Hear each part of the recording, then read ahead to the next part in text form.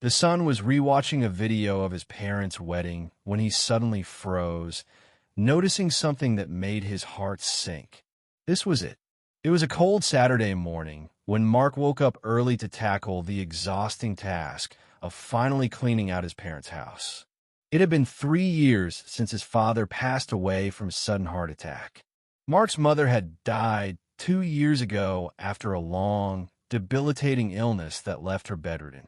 During that time, Mark cared for her, secretly hoping that by doing so, he could somehow earn the genuine love he felt he'd missed out on as a child.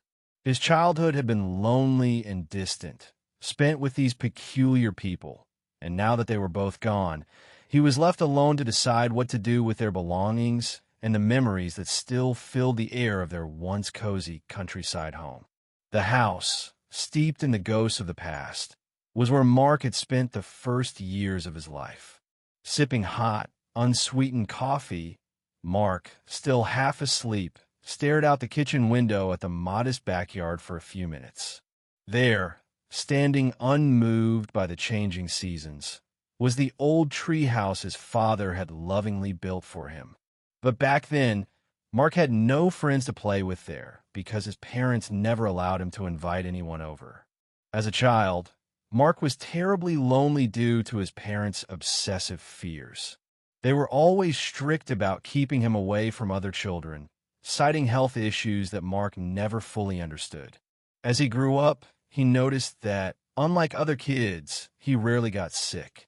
Yet, they kept him isolated, unable to make friends or form meaningful connections. Mark's parents were unusual themselves. His mother suffered from constant anxiety attacks and rarely left the house due to a mental condition that made her obsess over her own safety. His father, a brilliant chemist, spent most of his life developing formulas for industrial cleaning. It wasn't easy for him to land that job, and he spent long hours in the lab trying to hold on to his position, which demanded significant personal sacrifices. He never showed much affection toward Mark or took much interest in raising him, focusing all his energy on providing for the family while barely interacting with them except for the bare essentials. When Mark turned 18, he moved to another city to attend college. His parents paid for his education but imposed strict financial limits, so he had to work while studying, taking years to graduate. Being an only child, his parents didn't want to support him for too long. During this time, Mark finally met new people and made a few friends, though he never managed to build lasting romantic relationships. The women he dated often broke things off quickly, saying he was too serious and gloomy. And so his life went on. He graduated, found a modest job as a programmer that allowed him to get by without luxury, and moved into a small apartment in a big city. He gradually grew accustomed to his solitary life, interrupted only by rare visits to his parents for birthdays or holidays. Their deaths didn't have a strong emotional impact on Mark, and now he was dealing with the paperwork for their estate while debating whether to sell the house. He didn't need such a large home for himself alone. After a quick shower to shake off the grogginess, Mark headed to his parents' old bedroom, which still held many of their belongings, untouched since they passed. With a heavy heart, he began the daunting task of packing and sorting their things into bags based on whether they were useful or needed to be thrown out. Most items were family mementos, old black and white photos, antique furniture, or outdated clothes destined for charity or the dump. While clearing out the main closet behind some coats, he noticed a slightly worn cardboard box with a label in his mother's handwriting, "Wedding." This immediately sparked intense curiosity in Mark, as he knew his parents were never keen on sharing personal memories from their past. He had never seen photos or videos from their wedding, which took place before he was born. Overcome with excitement at the prospect of uncovering unknown details and seeing images from his parents' mysterious past, Mark hurried to the living room, clutching the heavy box. The old TV and VCR were still there. He quickly connected the necessary cables, and with slightly trembling hands, inserted the first cassette labeled Wedding Ceremony. When he pressed play, the screen flickered with distorted, hazy footage from that day. Mark saw his parents in a grand banquet hall where they celebrated their wedding years ago, surrounded by relatives and friends he didn't recognize and had never met. A wave of melancholy washed over him as he saw his mother's joyful smile, perfectly dressed in her wedding gown, and his father, elegant in a tuxedo. They both looked so happy, a stark contrast to the secretive, cold atmosphere Mark experienced growing up, where secrets and distance were the only constants. Seeing them so vibrant and content was both a shock and, in some ways, a comfort. Mark had always blamed himself for somehow ruining their happiness. But perhaps, for this brief moment in their lives, they truly enjoyed love and celebration. But when the video reached the traditional wedding waltz, with the newlyweds dancing, arms around each other, and smiling happily at the guests, something caught Mark's attention, and he froze in shock. There, in the background, behind his parents as they danced, a boy's face appeared for a few seconds. Mark recognized himself in that boy. There was no doubt. This boy had the same facial features, almost a living portrait of Mark as a child. Stunned by the moment, which lasted only a couple of seconds in the crowded hall, he paused the video as best as the footage quality allowed and began studying it frame by frame, searching for any explanation of who this boy was and why they looked so alike. Mark couldn't understand how this was possible since he was born months after the wedding. Completely bewildered, his pulse racing, Mark turned off the TV, unable to shake the image of this boy who looked so much like him. Who is this, so identical to me, he thought. Could it be a distant relative who came from abroad for the wedding? But that seemed unlikely. Mark had no close relatives. His mother was an only child, and his father only occasionally spoke with his older sister, who lived in Sweden. But if this boy was truly him, and if his parents had somehow been at the wedding with a 4-year-old child, that theory didn't add up either. Mark knew his birth date and place exactly. It was a meticulously planned and documented pregnancy, and he was born after the wedding. Besides, his parents wouldn't have missed the chance to tell him he was an honored guest at their wedding. Finding no logical explanations, more fantastical theories fueled by shock crept into Mark's mind. He decided to reach out to the only person who might shed light on this family secret, his elderly aunt, Lena. If he remembered correctly, Aunt Lena was his father's older sister and the only living relative who might explain this strange detail. She lived in a small rural cabin near Stockholm. Wasting no time, Mark dialed her international number. To his relief, the connection was clear. Briefly explaining the reason for his unexpected call, Mark was met with a long silence. Lena's response left him paralyzed. She confirmed his worst suspicions. "My God, Mark, I never thought this day would come. I swore to your father I'd take this secret to my grave, though it went against everything I believe in. But since you've come to me, I can't hide it any longer. You deserve to know. That boy you saw in the video, who looked like you at that age, wasn't some distant relative. He was your brother. It's hard for you to grasp, but your brother is 4 years older than you. He was sick, and a few months after your birth, your parents made a decision that shook me to my core. They gave Maxim up for adoption because they couldn't afford his treatment and couldn't support both of you. As you can imagine, I was furious and completely against it, but they were so determined that no amount of my objections could stop them. To me, it was the most selfish act parents could commit. I don't know how they convinced the authorities to allow it. It was almost as if they were returning a defective product. One morning, your mother called me, her voice cold, and said Maxim had been given to another family living abroad who were willing to take responsibility for his upbringing. They gave me no details about where he ended up and made me swear never to look for him or to try to contact him. or I'd lose both of you forever. That news and the burden of keeping this terrible secret broke my heart. I didn't speak to your parents for years because of the pain and deep resentment. The only thing that kept me going was the faint hope that one day, like now, you'd reach out. Your brother doesn't even know you exist.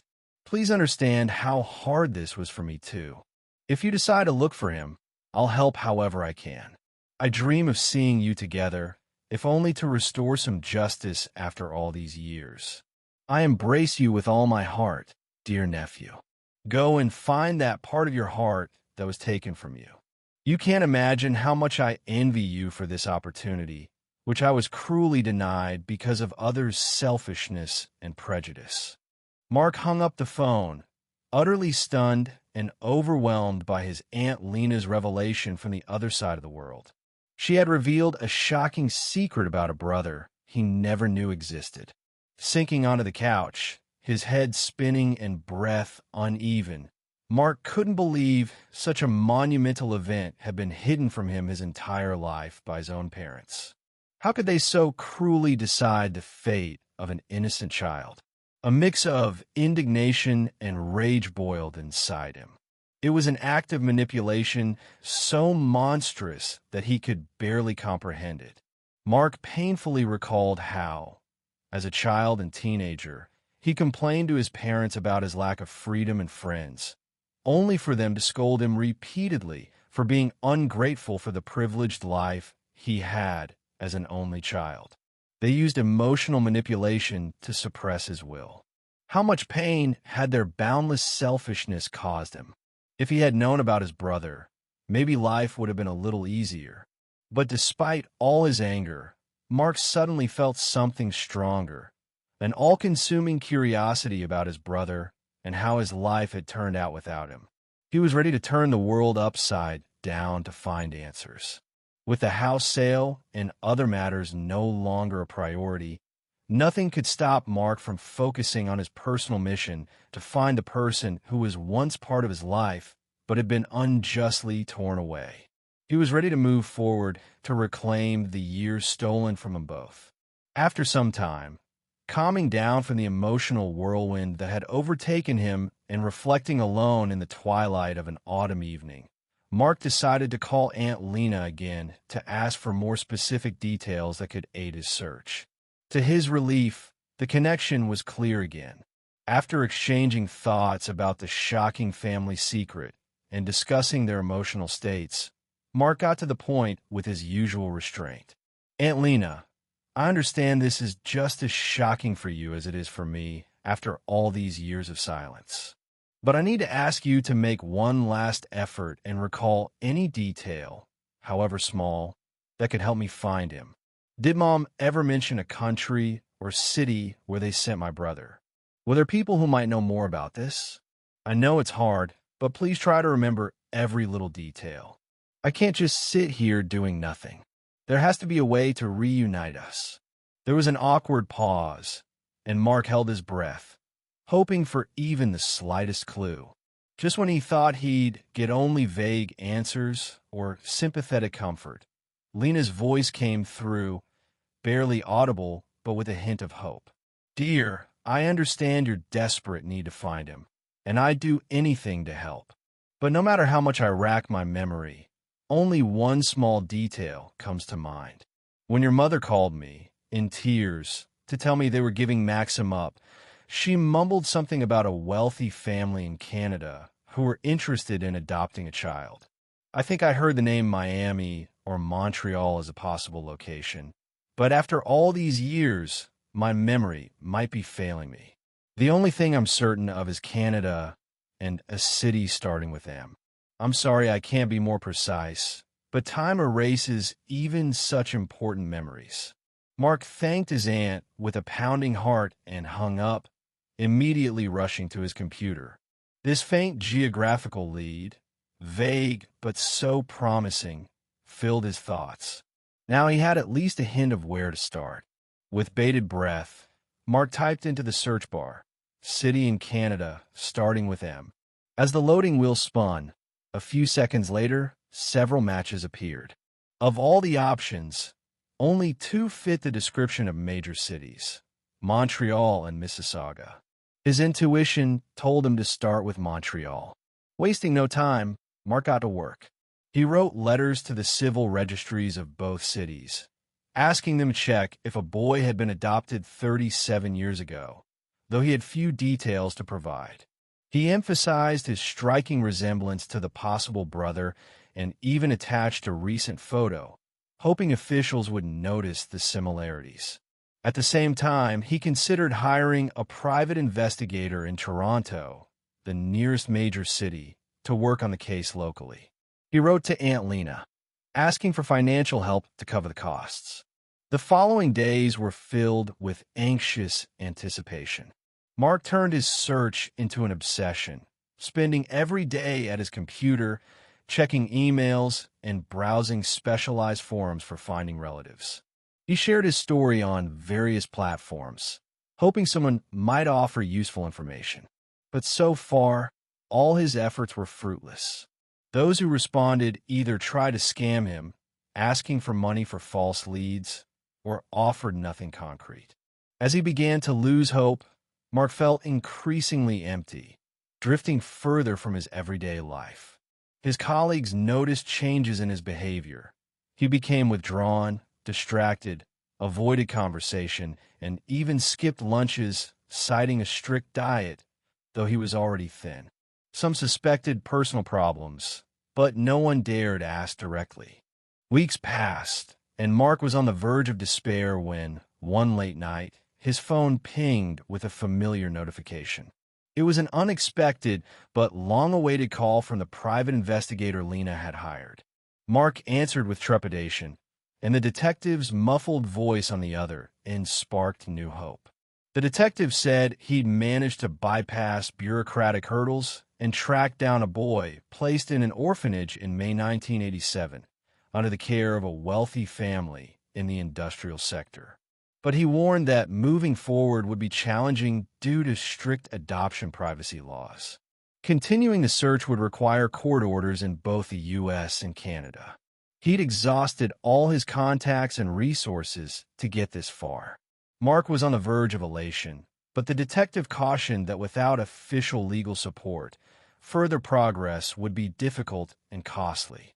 Barely containing his excitement, trying not to wake his neighbors, Mark jotted down all the details the detective provided. He finally had a real step toward unraveling the mystery of his past. He was almost certain this was his brother, but his joy was tempered with frustration. The path ahead promised to be tough.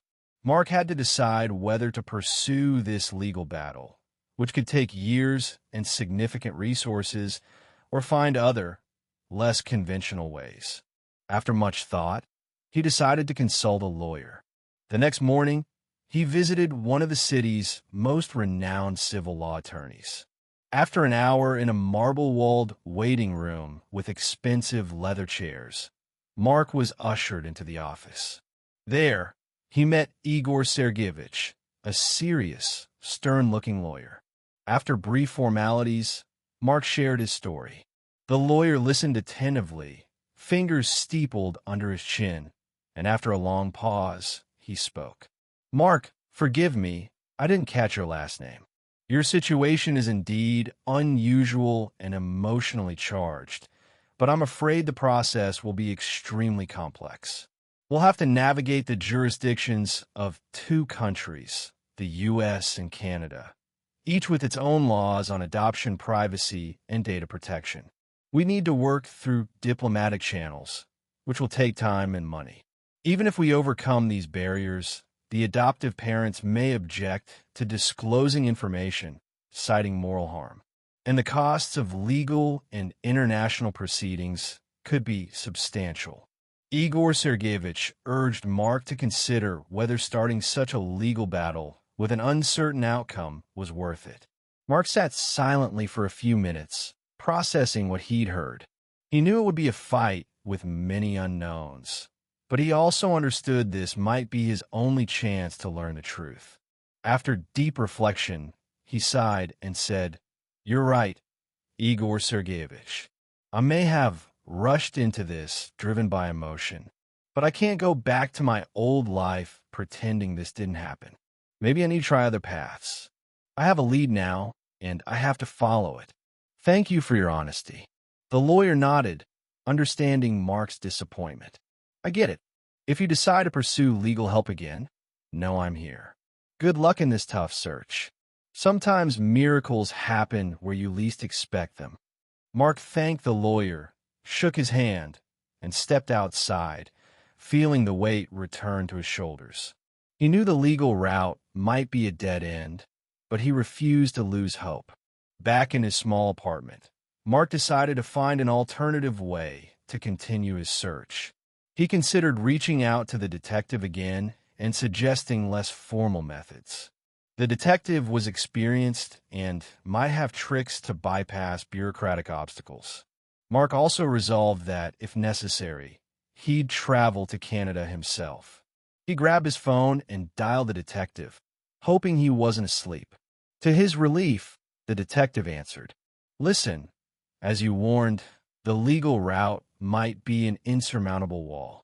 My lawyer confirmed it'll be too long and costly, with no guaranteed result. I've thought it over, and I have an idea. Could you try unofficial methods? You have experience and connections. Now that we have an approximate date and place of my brother's adoption, could you discreetly check with local authorities to get even a hint of his whereabouts? I'm ready to come in person if it helps. There was a pause, and Mark feared the detective would refuse, worried about his professional reputation. But instead, the detective's voice came through, surprisingly upbeat. Mark, I see you don't give up, and you're adaptable. That's good. In cases like this, sometimes you have to rely on old-school methods that technology has long replaced. You're right, paperwork and bureaucracy can drag things out. But I know a couple of ways to get around those walls without breaking the law outright. In this blessed country, people love to talk, and the right approach can yield more than an official request. The detective promised to take on the case as soon as possible and asked Mark not to tell anyone about his methods to avoid jeopardizing the investigation. As they parted, he said, "Wait for my call. As soon as I have something solid, you'll be the first to know. Good luck to us both." When the call ended, Mark felt a wave of relief. Hope had returned. This path might be riskier, but the detective inspired confidence, and Mark knew he'd do everything possible. Over the next few weeks, Mark returned to his routine but remained distracted. One night, when he was beginning to lose hope again, his phone rang. It was the detective. Mark answered with trembling hands. "Mark, I've got good news," the detective said. "With the help of a contact, I found the information we were looking for. Your brother lives in Montreal. His name is Trevor, though he was listed as Maxim in the orphanage. He's 37, unmarried, and works as a search engine optimization consultant for corporate clients." Mark could hardly believe his ears. His brother had been found. He asked the detective to repeat the address, barely containing his joy and excitement. It seemed too good to be true. The detective added, "I'm glad I could help with this. But from here, it's up to you to decide what to do. If you need me, I'm always here. Good luck." Hanging up, Mark sank onto the couch, realizing his life was about to change. He had finally found his brother. Now, only one thing remained, to meet him face to face. Mark sat for a long time, staring at the ceiling, processing what he'd just heard. His brother, Maxim, was in Montreal, just a 12-hour flight away. He was so close to filling the void in his life that neither work nor fleeting relationships could ever fill. The thought of having a brother separated from him in childhood now felt incredibly real. Wasting no time, Mark began preparing for the trip. He wrapped up his work tasks, found someone to care for his dog, Shiva, and ensured his apartment was in order for his absence. His heart was entirely focused on one thing: meeting his brother. A week later, Mark stood at Moscow's airport, waiting for his flight to Montreal. He packed light, just a small backpack with his laptop and warm clothes. He was ready for any outcome. During the flight, Mark tried to stay calm, taking a sedative to avoid a nervous breakdown. He attempted to relax, and by the time the plane landed, he was relatively composed. Stepping onto the icy tarmac of Montreal's airport, Mark was hit by a sharp, piercing cold. He hadn't expected Canada's winter to be so harsh, and the chill cut through his jacket. Not wasting time, he took a taxi to the hotel he'd booked. After warming up with a hot shower in his room, he allowed himself a few moments to relax, though thoughts of his brother quickly flooded back.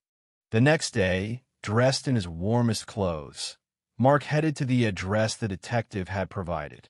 As he approached a large brick building with wide windows, his heart stopped. This was the house where his brother lived, the person he'd never met but who was closer to him than anyone else. Mark paused at the entrance, hesitant to take the final step. After a few moments of reflection, he took a deep breath and pressed the intercom button. A voice answered after a few seconds. "Hello, who's this?" with a slight accent. Mark's heart raced. "Hi, my name is Mark. I'm here about something important. Could I ask you a few questions?" There was a pause, then the voice replied, "Sure, I'll meet you at the entrance." Mark heard the door click and opened it, his hands trembling. Moments later, he saw a tall, smiling man with features so familiar it was like looking in a mirror. This was Maxim. The brothers stood face to face, unsure what to say. Maxim, now called Trevor in Canada, looked stunned at the man who resembled him. Finally, Mark found the strength to speak. "Hi, you don't know me, but I'm your brother." Trevor froze, his smile fading for a moment. He studied Mark's face, as if trying to make sense of it. "This must be some mistake," he said finally. "I don't have any brothers." Mark took a deep breath and slowly began telling the story, starting with finding the old wedding video. He explained how he contacted Aunt Lena and what she revealed. Trevor listened silently, and when Mark finished, tears welled in his eyes. "I don't know what to say," Trevor said, visibly shaken. "This is unbelievable. My whole life, I thought I was an only child. No one ever told me about a brother. I knew I was adopted and wanted to find my parents, but I was told they lived in Russia, so I never had the chance. But a brother? My adoptive mother never said anything." Trevor shook his head, trying to process it. Then, overcome with emotion, he stepped forward and hugged Mark. The brothers, reunited after decades apart, stood embracing, as if trying to make up for all the lost years. The street buzzed around them, but for Mark and Trevor, time stood still. When they finally let go, both were wiping away tears. "I don't even know where to start," Trevor said. "This is so sudden. How can I be sure it's true? Why didn't my adoptive parents ever tell me?" Mark nodded, understanding his doubts. "I get it, Trevor. It sounds unbelievable. But I have proof. I found you through Aunt Lena's information, and I have documents, your birth certificate. I know it's hard to accept, but I want you to know I'm not here to demand anything or disrupt your life. I just want to know you. I want us to at least try to figure out who we could be to each other." Trevor, still wiping his face, looked at Mark thoughtfully, wrestling with a mix of shock, joy, and doubt. "Give me a minute," he said, gesturing toward a nearby coffee shop. "Let's grab a coffee and talk. We have a lot to discuss." They crossed the street and entered a cozy cafe, where Trevor ordered 2 spiced cappuccinos, explaining it was his favorite drink on cold days. Mark smiled. There was something comforting in their shared tastes. They sat at a table, and as snow fell outside, the brothers began a conversation that would change their lives. Trevor was still in shock, trying to process having a brother he never knew existed. Mark shared how he spoke with Aunt Lena, her revelation, and the step-by-step journey to this meeting. It was like solving a puzzle, Mark said, sipping his coffee. "And now here I am, with you, my brother. I knew it wouldn't be easy, and I know this changes a lot for you. Trevor nodded, staring into his cup. I don't even know what to say. This is a huge shock. I always felt something was missing in my life, but I could never pinpoint what. And now you're telling me I had a brother all this time. He paused, then continued. You probably know more about our past than I do. My adoptive parents always treated me like their own, gave me everything. But learning I have a brother, it's hard to take in. Mark understood his pain, having felt something similar when he first learned the truth. He smiled, feeling the tension ease. He had found his brother, and now they had a chance to build the relationship stolen from them in childhood. They continued talking in a more relaxed atmosphere, sharing stories from their parallel lives. It was astonishing how much they had in common despite their different paths. They discussed childhood, work, and hobbies, each new detail strengthening their bond. That evening, as they said goodbye at Trevor's door, Mark felt his life finally had meaning. They weren't just strangers anymore. They were brothers, and nothing could separate them now. The following days were filled with new discoveries for Mark and Trevor. They spent hours together, talking about their lives, their past, and how their paths diverged so early. Mark, usually reserved and serious, was surprised at how easily he could talk to his brother. Trevor, a cheerful and open person despite the shock of Mark's revelations, quickly embraced them, even joking about the situation. He shared stories of his school years, how he was popular among friends, and his passion for computers, which led to his career as an SEO consultant. Mark was struck by how similar their professions were, both tied to technology, though in different ways. One evening, as they met at a cafe near Trevor's home, Mark mustered the courage to ask a question that had been nagging at him. Trevor, have you ever felt like something was missing in your life? Did you ever sense there was someone out there you didn't know, but were meant to meet? Trevor paused, setting down his coffee spoon. You know, Mark, as a kid, I was happy with my life. My adoptive parents were kind and gave me everything they could. But as I got older, I noticed I didn't have close relatives. Other kids talked about their siblings, and I had none. I thought it was normal to be an only child, but deep down, there was always this sense of emptiness. I couldn't quite name it. He paused, then continued, and now that you're here, it's starting to make sense. I always felt something was missing, but I never knew it was you. Mark looked at Trevor, feeling a warm wave of gratitude and joy. He'd felt the same, though their lives had been so different. I'm glad we found each other, Mark said, his voice trembling with emotion. My whole life, I thought something was wrong, like I didn't belong. But now I realize we just needed each other. Trevor nodded, his eyes warm. I'm glad too, brother. It won't be easy, but I think we'll figure it out. The important thing is we know the truth now and can build our future. Over the following weeks, Mark and Trevor continued to connect, discovering new facets of each other's lives and rebuilding the bond that had been taken from them. They started planning trips together, dreaming of a future they could now share. Mark stayed in Montreal longer than planned, savoring the time with his brother. He shared the wedding video with Trevor, and they watched it together, laughing and crying over the past they'd uncovered. For Mark, finding Trevor was like finding a missing piece of himself, and for Trevor, meeting Mark filled a void he hadn't fully understood. Their reunion was just the beginning, and they knew they had a lifetime to make up for the years they'd lost. Thank you for listening to the story until the end. Subscribe to the channel and share this video with your friends and loved ones. It motivates us to keep working on new stories every day.